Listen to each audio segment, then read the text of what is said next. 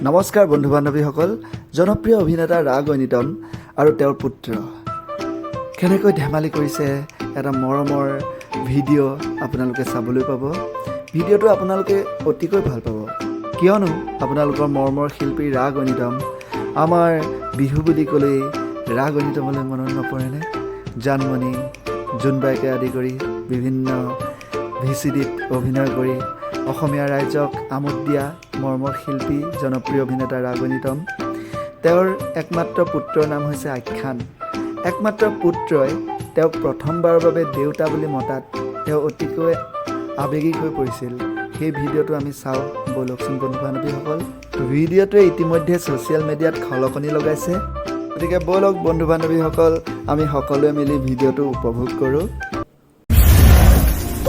Dita. Dita. Dita. Dita. Dita.